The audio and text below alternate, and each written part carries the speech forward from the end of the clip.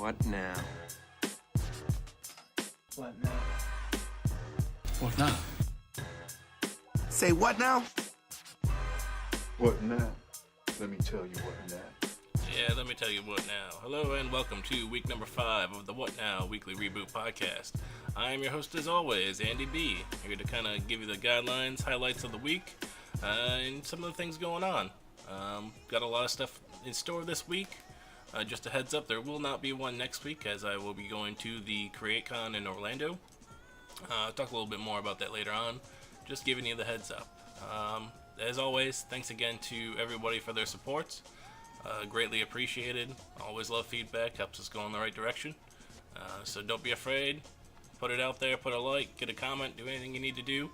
You can always check us out on What Now PC on Instagram, Twitter, and Facebook. Check out our subreddit, which is RE+. Anything, stories you want covered or comments, anything, throw it in there. I'm always checking that kind of stuff. So lots of good stuff going on in there. So let's get right on into the headlines this week. So Pokemon Go still going. It just seems like it will not go away at this point. So much stuff going on with it.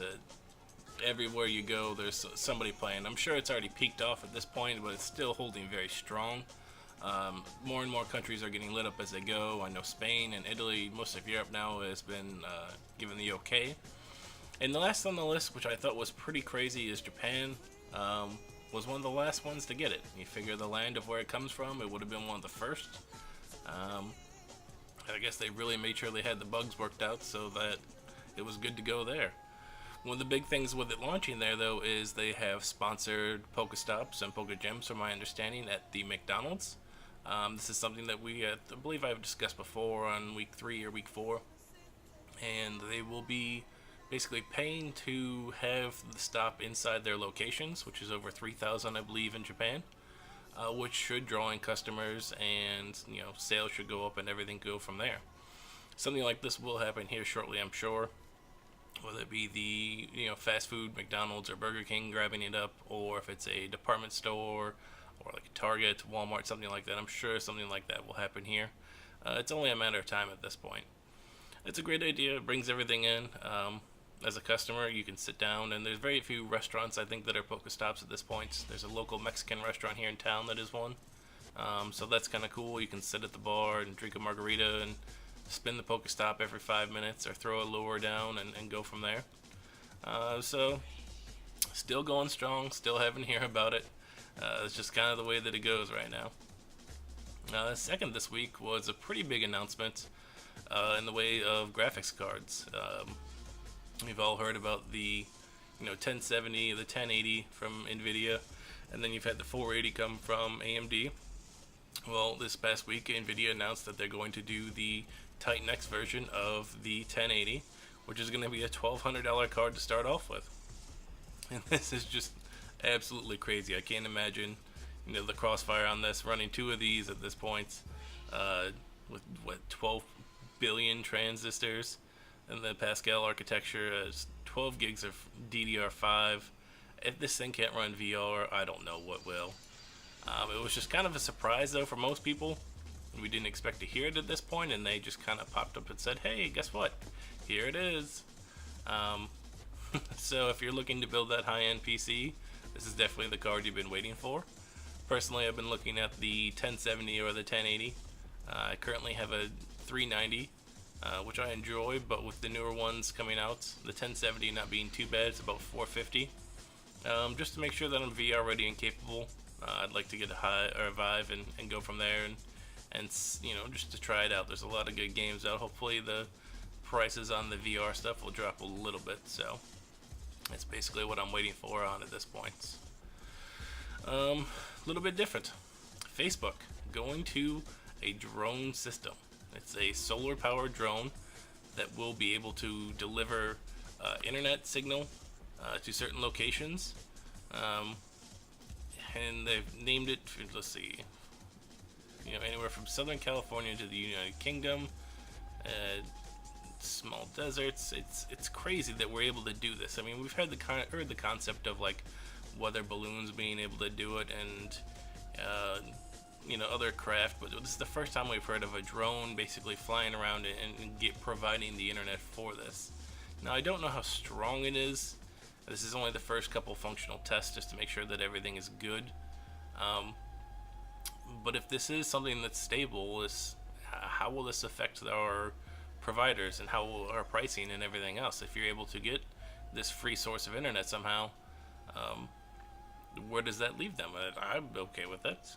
If it brings the price down of my local internet, then so be it. Competition is always good. And for those that can't afford it or are in places where it's not provided, if they're able to provide it then at that point, then that's amazing. Now they are saying that it only lasted 30 minutes just to make sure that everything on the drone was correct, so this is really in the first steps, but it is getting there, so it's something to consider. And that'll be one of the highlights at the end of the show that I want to talk about is, in the future tech stuff, will be the drones and how those things are starting to kind of pan out. My last highlight or headline of the week is something that's near and dear to my heart, and it kind of makes me mad. Verizon has basically said they are not going to allow any of the unlimited people to data gobbling, as they call it. Word from a couple people I know on the inside is that the cutoff is going to be 100 gigs of data a month. If you're unlimited Verizon and you're using over 100 gigs of data, they are basically going to give you a notice of disconnection unless you change to a supplemented plan, which is nuts. I mean, they've been pretty good about grandfathering everybody in at this point and continuing forward, and now they're really just kind of pushing the button of trying to get away with forcing everybody to data. This is something that I hate. I don't understand why we had to get rid of unlimited, and they talk about bottlenecks and everything else like that, and that's just, for me, is a complete garbage excuse. There should be no reason that this should ever happen. This is just a money grab yet again by them, and in my personal opinion.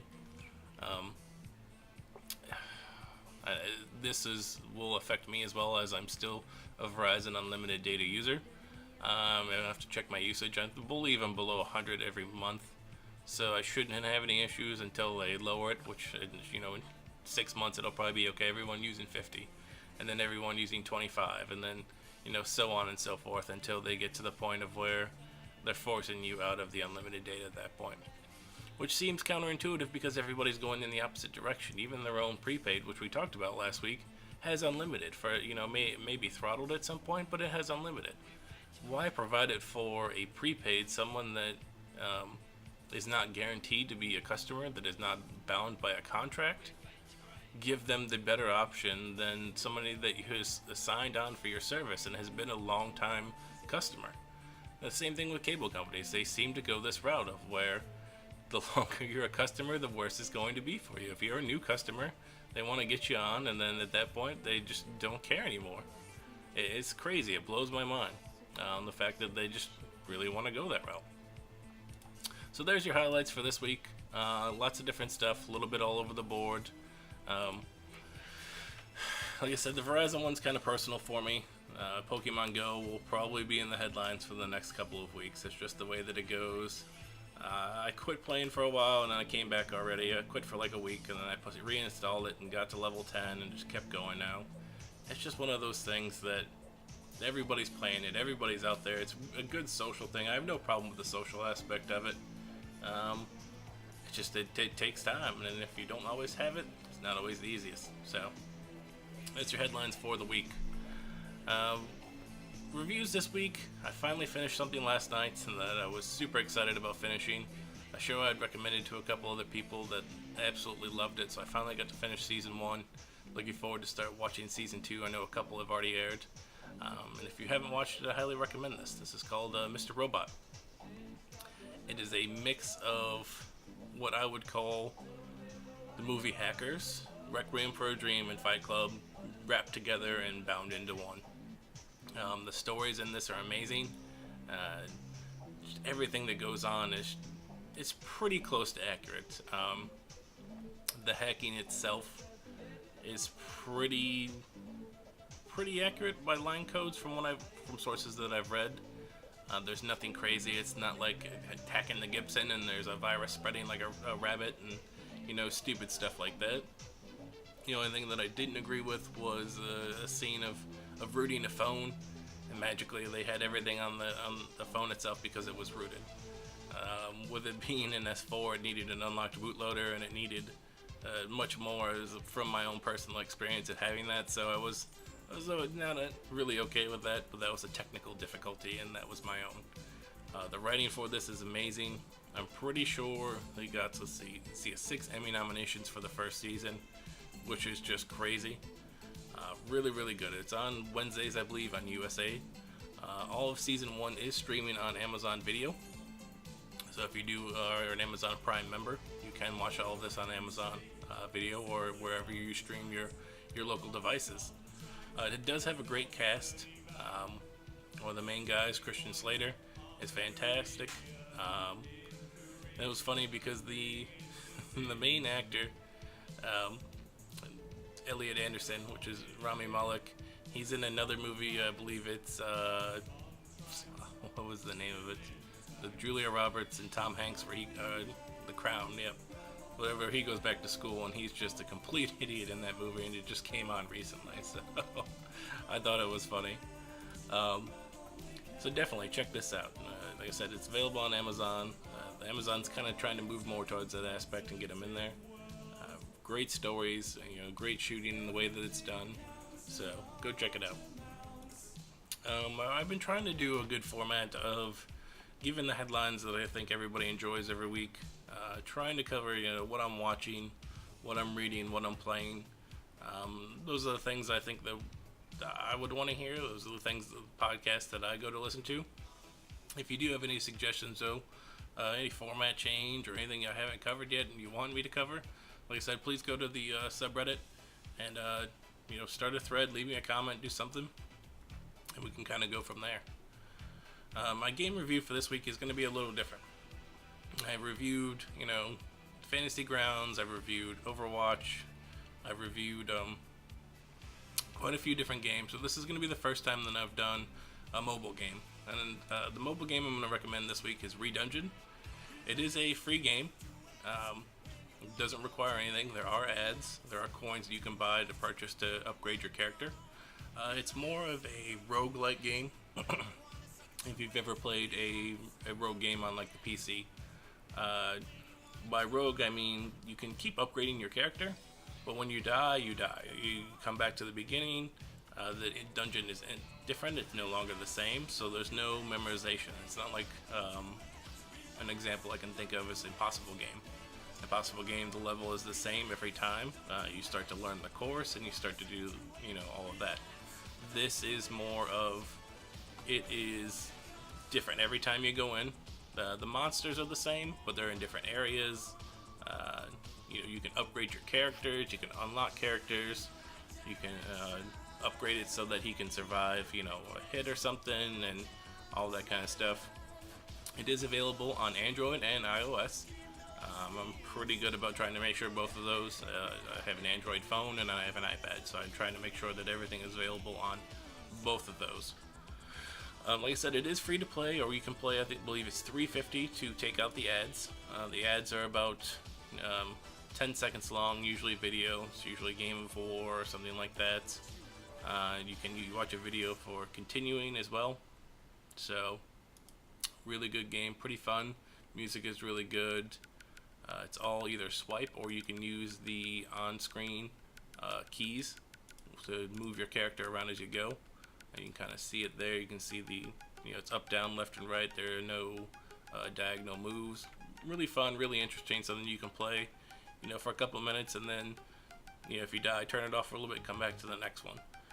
So you don't have to be completely involved. It's not like a Pokemon Go where you're stuck, having to do something or level based. It's something you can have fun, like that Crossy Roads aspect where, okay, this is my high score, this is what I'm trying to beat, this is the dungeon that I'm trying to get through, and things like that. So that's my game recommendation for the week. Go check it out. Book-wise, I'm still reading Joe Hill's The Fireman. I'm a slow reader. I'm reading it on my Kindle, which I love still. I've got a ton of other books in there that I've got to read as well. It's probably got 120 books on there. I just haven't had time to get to all of them just yet. But I'm still going. And I still check out all the new ones to kind of see what's going out. So I do have a couple of book things that are game-related this week. First one is Dark Horse is going to be doing a Overwatch graphic novel. It's going to be 100 pages or more. It's set to come out in April of 2017. This should be pretty cool. Get some of the backstory on some of the characters. We're already getting some bits and pieces. Within this past week, we've added the new character Anna, which is our healing sniper, which is really messed up games because everybody wants to play her. Some diva changes and everything else. So Overwatch still going really strong. And these backstories and these shorts are really cool. And kind of seeing a little bit about the character. With it being just a multiplayer aspect, you don't really get a story mode, you don't know much about them. So getting these shorts kind of helps fill it in, even though we kind of build these backgrounds around ourselves. I'm really looking forward to this. I'm not sure if it's available for pre-order yet on Amazon or at any of the local bookstores or comic shops, but I would definitely check with them. Second one I'm going to talk about is the Warcraft Chronicle Volume 2. This is also set to come out in March of 2017. These are great illustrated books done by Blizzard themselves that kind of give the backstory on the older gods and everything up until, I believe, the Lich King. And they explain who everybody is through all of the lore, very well illustrated and everything else. Volume 1 is out, it is available either through Blizzard or Amazon. Great books, great to look through and read. It's just really well done. I recommend that if you are going to get it, though, go to Amazon. It is $24 compared to $40 at the Blizzard sites. Like I said, Volume 1 is out. It came out this past March. And then Volume 2 will be out in the previous March. Warcraft, I've got all of those books on my Kindle. Those are, set to come through in time. That'll be the next batch of books I have to read through. So, that is your book recommendations for the week. So, like I said, we've kept the format the same. Trying to cover books, trying to read through the ones that I have, all the new shows that are coming out. A lot of stuff coming out this week from Comic-Con. Haven't had time to review it all and do everything. Maybe I can do a roundup midweek this coming week, since I won't be doing one on Saturday, as I'll be at CreateCon. CreateCon, like I said, is in Orlando. It is held by Emote TV. I'll show you that real quick. Yeah, it's Emote TV, which is Garrett Weinzierl, Kyle Ferguson, Jocelyn Moffat, Willie Dills. They do like the Angry Chicken, the Nexus. Then they're also going to have Justin Robert Young, Brian Brushwood from Night Attack, Tom Darrett from DTNS, Sword and Laser, Jenny Jefferson, and Kyle Ferguson. It's looking pretty good. The schedule looks really good. They're going to show, most of the shows are going to have a live taping of the podcast there, which will probably be streamed as well. Most of them do stream while they are casting. And there's even a segment on like the business of and collaborating with co-hosting and some of the good information. Me as a new starter, this being my 5th show, I look forward to hearing the information and trying to get as much insight into how it's done to go. The one thing that I have learned, and I'm pretty sure of it, is the first ones suck, and that's okay. You keep moving forward, and that's the only way you're going to get better. If you give up and say, oh, it's just bad, you're not going to get anywhere. And I know these are not the greatest. I'm still working on editing and layouts and everything else. But I keep pushing forward every day, try and get new content, and trying to make it something that I'm proud of. And that's the most important part. But it will be nice to have these snippets of information and, insider details of people that have done it for a while and know tricks of the trade and that kind of stuff. Plus to see some of these podcasts done live. I'm a fan of The Angry Chicken, Night Attack definitely. The Gamers Inn, I've heard a couple of them. The Star Wars one will be interesting. I like Star Wars. I've not listened to his podcast before, so that will be interesting. It is a Saturday, so there will be no DTNS on that one. But it should be good. It's really good. An idea to bring a lot of these guys together. A lot of them are in their own separate networks or studios, if they call them, but they come together and they all appear on a lot of the different ones. Jury, Justin Robert Young appears on DTNS with Tom Merritt every week. He also shows up on TMS, which is the one I watch every day. And they all kind of, jump all over. They're all on different ones. Willie Dills has been on The Instance. And people have been on Night Attack. It's just kind of all over the board. It's very cool. I was hoping they would do a Cord Killers as a recent cord cutter myself. That would be Tom Merritt and Brian Bushwood. But no such luck on that one. But very cool. I'm looking forward to going to that. All of my patron supplement will basically be going to that this week. So I do look forward to that. So yeah, hit me up if you're going to be in Orlando this weekend of the 30th of July. I will be there until Sunday, and then I head back here. I will be driving, so it's going to be fun. Alright, so our tech roundup for the week. There's so many different phones and tablets and everything out there right now, and we're kind of getting into that, okay, September's coming, that's usually the new launch of our phones. Nothing new has come out that I could really say was noteworthy. I've covered the Moto Z, I covered the G, so I thought maybe this week we'd talk about some of the rumors that we have going on. They got the rumor mill. You have the Galaxy Note 7, finally, which a couple of the guys have gotten in hand. This should be announced on August 2nd, and then we'll see when it's available. So we'll see the specs on all that. The Note 7 did jump from 5 to 7. They skipped the 6. I think this is again on terms with the S series, because we have the Note did not come out until we had the S2. It's been one behind, and I think they're trying to get them all on the same page. It will be interesting to see if they do an Edge version of this, as they did the S7, the S7 Edge. They have done a Note Edge as well, so we'll be seeing a lot of that. I've been out of touch with TouchWiz over the last probably year and a half.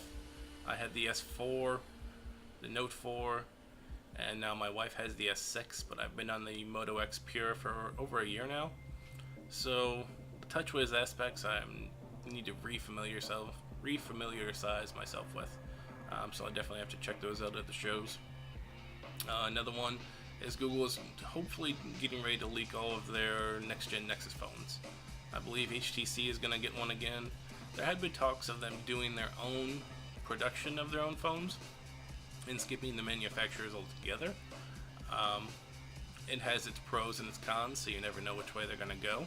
I think for now they're going to stick with just going to the just the other manufacturers that are already done at this point. So it's just one of those things, the way it goes. So, and then the last one, obviously, the iPhone 7. Everyone seems to be on that 7 number, and maybe that's another reason that Samsung has skipped the 6 and come to the 7.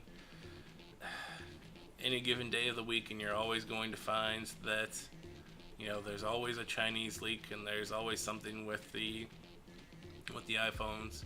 Usually this is a September event, and they kind of come out and say what's going on, what new products are going to be coming out with like the iPads and stuff. The 7, there's so many different rumors, and you can't even lock them down. And that's the thing with all these phone rumors. We check them out every day, and there's just nothing that we can concretely put our foot on. It's really tough, but we always look forward to, and we hope that they're going to get these things right and then go from there. So that's your roundup for this week. One thing I did want to discuss again real quick, though, is the Facebook drones. Drones are becoming one of those things that are more and more,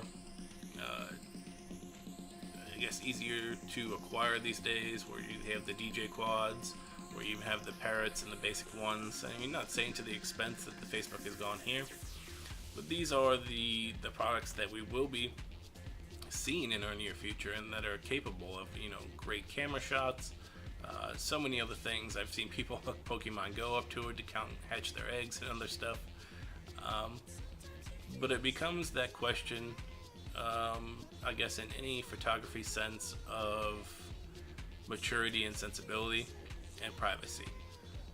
Where will this lead to? In the fact of, when you have your paparazzi, so will they have their, or somebody, has a wedding, like a famous person has a wedding and they've always paid for the pictures, or, something like that, when you can send a drone in, get high quality pictures without having to worry about anything and come right back out.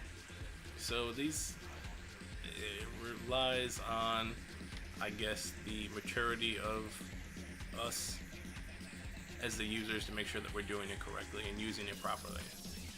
So that's really all I wanted to say about that.